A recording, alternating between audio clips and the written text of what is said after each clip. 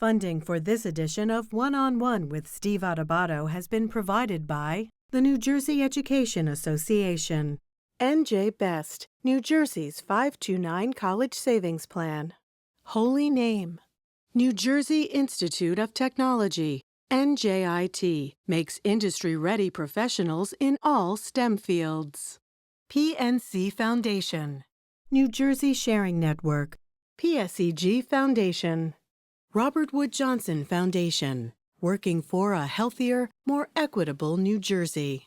And by NJM Insurance Group, serving New Jersey's drivers, homeowners, and business owners for more than 100 years. Promotional support provided by NJ.com, keeping communities informed and connected. And by ROINJ, informing and connecting businesses in New Jersey. This is One-on-One. I'm an equal American just like you are. The way we change presidents in this country is by voting. A quartet is already a John. It's just the new John. January 6th was not some sort of violent, crazy outlier. I don't care how good you are or how good you think you are, there is always something to learn. I mean, what other country sends comedians over to embedded military to make them feel better? People call me because they feel nobody's paying attention. It's not all about memorizing and getting information. It's what you do with that information. Start talking right now. Such a good question. High five. Hi, everyone. Steve Adubato with my co-anchor and colleague, Jacqui Tricarico. These interviews you're about to see come from Atlantic City, the New Jersey Education Association, their annual convention. They did not simply have educators, teachers, which would have been great just as it is. But we also talked to other folks, and you in this interview talked to Ani DiFranco, who is she's not just a talented artist, but she was committed and is committed to the field of education. How so? Tee this up. Yeah, in her own way. You know, she's, like you said, she's a Grammy winner, singer-songwriter, has really made a name for herself for many, many years now. But she decided during the pandemic, actually, to shift gears a little bit and go into writing a children's book. And the book that I get to speak with her about is called The Knowing. Beautiful story, really trying to delve into the fact that we can have so many adjectives to describe us, especially young kids. You know, if you're tall or short, your hair is blonde, are you kind? All these different adjectives to describe you. But what is the knowing? Who are you deep down inside? And she explains that a little bit more eloquently and in depth during my conversation with her. And the book is it's a really beautifully illustrated book for children that sends an important message. Let me ask you this, Jacqui, because Ani DiFranco released more than 20 albums, as Jacqui said, award-winning musician and artist. For you, doing an interview like this with someone who you obviously knew of her beforehand, and then you get to sit across from her in Atlantic City and have this conversation with her about something that's her music and her art's a piece of it, but it's this other part of her life. What was that like for you to do that interview? It was really incredible because, you know, I went into that interview thinking maybe I could do like 8 to 10 minutes with her, and you'll see. I went a lot longer. So many aspects of her career and her life that we got to talk about, especially when it comes to her fight for equality for so many, especially females, women in this country, and other people like LGBTQ plus community too. She's been in that fight for a long time and done a lot of amazing things in that regard. So we talk a little bit about that too. And you know, but I didn't even get to talk to her about, because this just was released. This is news right now that just came out about last week. Actually, we're talking right now, you and I, in December. She is making her Broadway debut in February this year in a really well acclaimed Broadway show, Hadestown. So she is going to Hadestown, right? So she's in that. Yeah, that has 8 Tony Awards already, and her friend has created and directs that Broadway play. So she's going to be in that and making her Broadway debut in February. That's so interesting. Before we go to the interview that Jacqui did, and P.S., just so folks know, Jacqui did many of the interviews from the convention, and they're compelling, they're powerful, and she has her own way of connecting with people that's a lot more effective than mine in a lot of cases. But that being said, Jacqui, I want to try this. Ani DiFranco is an artist, an entertainer, a musician. You ever hear people say about basketball players, and Jackie played basketball back in the day, you actually did in high school, right? Shut up and dribble. Shut up and play your music.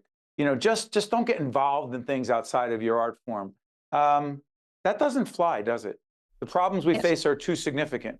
Yeah, especially not with Ani DiFranco. And I think if she heard that, she'd be real angry about that one, because she uses her voice to spread her message. And like I had mentioned, it's really equality for all, and especially, raising the bar in terms of making sure that women have equal rights, equal pay, things of that nature. She's been fighting that fight for a long time, and she uses her platform for good and in really amazing ways, and she continues to do that. And now, like I had mentioned, in this new way in children's books, and we need more people who especially have these bigger platforms to spread love and compassion and awareness like that. It's really important, and you'll hear more from Ani and her career and kind of where she is right now in this space. Having her career for so many years now, where it's led her, the path where it's led her today. This is Jacqui Tricarico going one-on-one with the great Ani DiFranco. Let's check it out.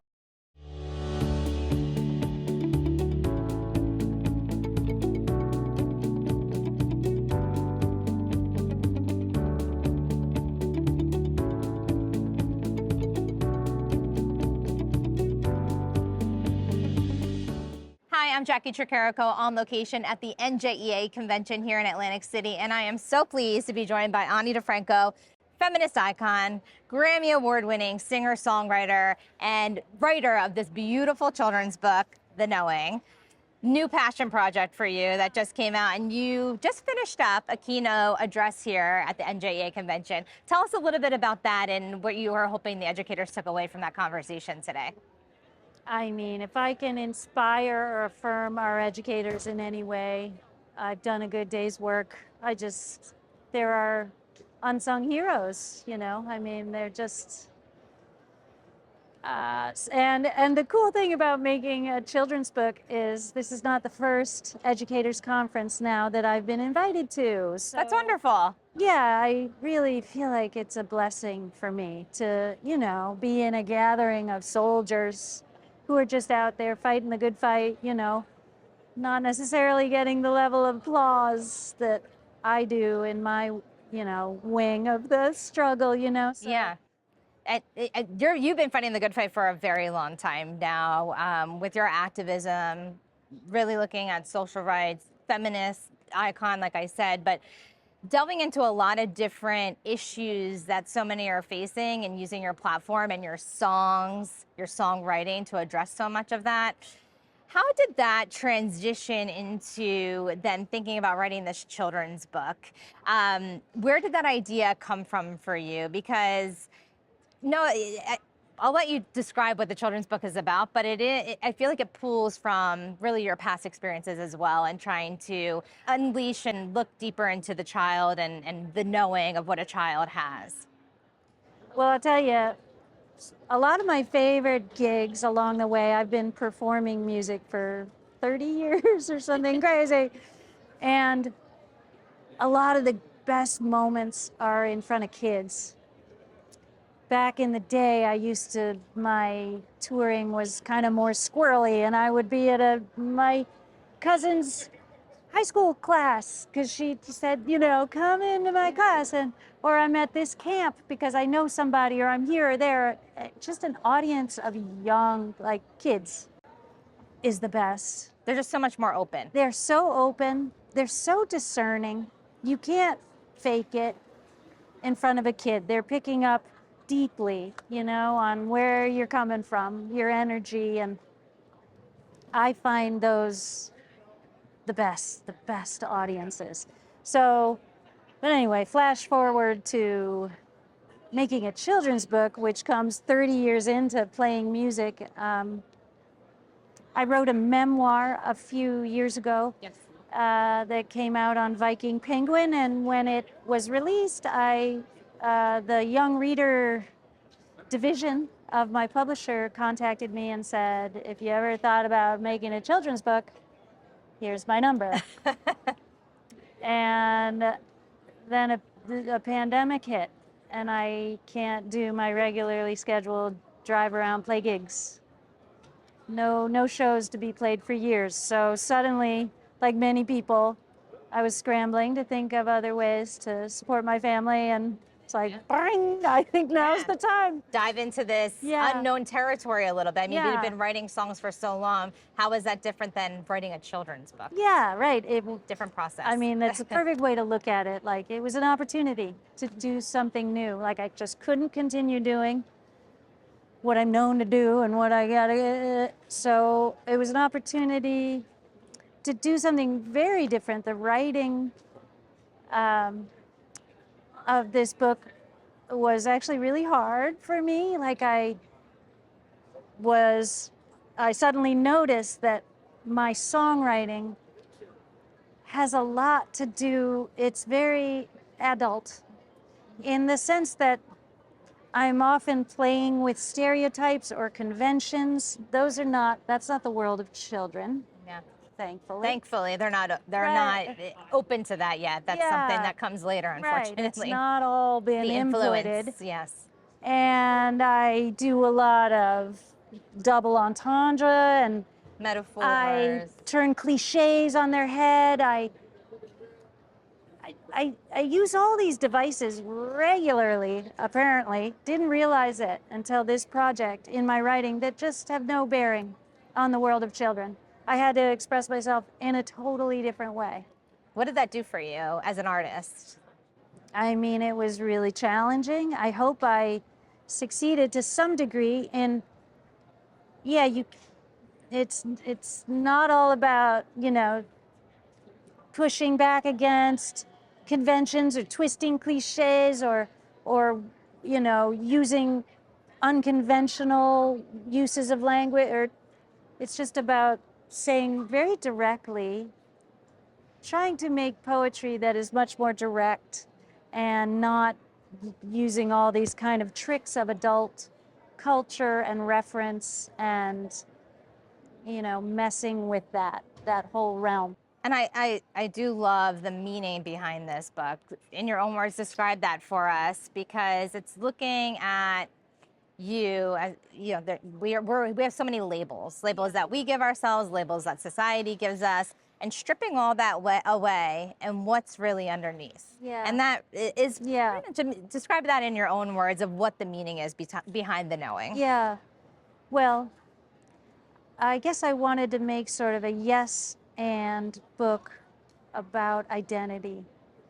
Yes. A theme that you've been in your life for a long time. Identity, politics can be a very liberating force. It can help you to discover yourself and where you're from and what you're made of and who your community is. And it's very important to become that and know it, especially if you are not the dominant culture or community. And so, inclusion can't happen without identity and knowing it and giving voice to it first, right? So we are building slowly, painfully, a more inclusive society, and it's predicated on knowing and coming to terms with the diversity of identity. Yes. And it's not all that we are, Right. No matter how many ways you've been described or defined, as you say, it often comes from outside yourself. Sometimes it comes from within yourself. You are more than that. You are more than the sum total of all those adjectives. I think we're too quick a lot of times, especially with young people. If you make a mistake and you harm someone, you're a bad kid. And if you freeze in a moment, you're a shy kid. And you're a smart kid. And you're a pretty kid. And you're a... Right, too many. We turn everything into an identity. Yeah, it's a beautiful message. It's such a and the artwork in this, the painting, watercolor painting. Talk about the painter who you had collaborate with you. Yeah, Julia Matthew. She's from Toronto. Her family is Indian descent, so she brought a whole other cultural element into the book. I saw the that throughout. pictures. Yeah, and which I love because it just feels right to have even more diversity of identity represented in this book. That's about, we could be so different and from different sides of the world and have different cultures that inform the way we think and see and live, but beneath all of that, we are one. And diversity, equity, inclusion, identity are themes that we see here at the NJEA convention and within our educators as well. And something that we see in books that help us learn about so many, but book banning has become such a hot button issue. When did it get so complicated, honey? When did it get so, and why do you think that is? Well, big, loaded question, I know. Yeah, I mean, book banning is classic authoritarianism. It's classic fascism, and I think it came in a big way into this country in 2016, and I think that it's contagious, that energy and that political. I mean, for me, I'm a pretty notorious feminist, as you mentioned, and for me,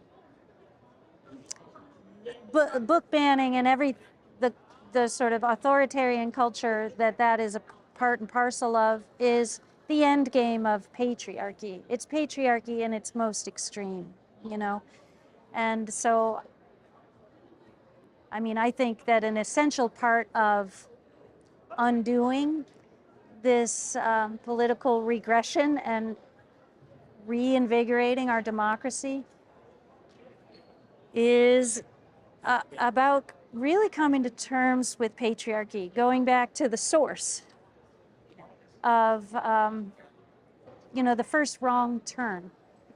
I was so encouraged by seeing a huge march that happened with Palestinian women and Israeli women. This was prior to the recent escalation. But women coming together across very fraught lines. There are just so many very tense battle lines. A you versus, or us versus them type of situation. Within our country, in the whole world. Right. And deep histories and things to come to terms with and contend with behind it all. But women crossing those lines and joining hands and saying, we need to find a way towards nonviolence, towards restorative justice, and we need to do it with women at the table. That's the only way we can get out of here, is to have both men and women at the design table, starting now. Right. We've seen it happening a little bit, but still not enough. And I know you've spoken specifically too when it comes to the whole us versus them type of situation, not making it that so much anymore, but being open to your opponent, as you've said in the past, being open to other people's ideas, not saying that you have to believe them, but being open to understanding the opposite view of your own can only actually bring us all closer together, even if we have different viewpoints. And I think that's such a beautiful message that you've been sharing in this, this clash that it feels like we've been seeing, especially as people take their political ideas and make that part of their full identity. Yeah. Just pushing those boundaries. Yeah, really be patient with each other, being compassionate with each other. Especially, in this, there are so many political fronts in which people in our own families, in our own communities are battling each other. And I was just saying to a friend the other night, I think every time we demonize each other and start battling our own families and our communities, the bots and the trolls have won. Yes. Yep. We have to allow each other to make mistakes, not accept them, not roll over, but, all of these processes of nonviolent communication and restorative justice, and we don't have to invent the wheel. They've all been tried, trusted, and vetted, and there are things we can turn to find solutions and constructive dialogue. Yeah, and that messaging is reflected, I'm pretty sure, in your newest album, Revolutionary Love. Talk a little bit about that album and how that's been different than what we've seen in the past from you. Yeah, well, that song in particular, and I think there's just a lot of themes of putting love in the forefront of our social movements and of our interactions and of our, revolutionary love is a thing we do in community. It's a thing where we all play a different role based on your circumstance and your place in your life and your journey. And I feel that after decades of becoming myself and making myself strong and whole and building community and being a part of the process of having the community become more strong and more whole, I'm ready to, do that third tenet, which is to face my opponent and with love and compassion, and try to stay curious, try to ask more questions than make assumptions, try to judge as little as possible and listen as much as possible, try to tend the wound in another person that might be behind their harmful words or actions while confronting the harmful words and actions. All of these things are, again, the sort of science of nonviolence that we can turn to. So many people have developed it, and there are many places we can turn to learn it and to learn how to employ it. Something that we should all strive for, but it takes practice and it takes willingness to open up, right? We're not. I'm still getting there every Right. day with my marriage and the government and the society, with everything. And all the things, All yeah. the things. And that love and compassion and empathy, how important is that? Do you see that in our classrooms today amongst students, amongst each other, educators, educator to educator? That's just such an important part of our education system in America. Absolutely. I think educators and classrooms are on the forefront of this, what I hope is a movement away from punitive justice towards restorative justice, which centers healing and dialogue. You see this much more in the schools, this sort of evolution to a new concept of discipline and conflict resolution than you do in the adult world at large, the criminal justice system. So I really feel that our educators are showing us the way. They are paving the way that I hope will take hold in the greater society.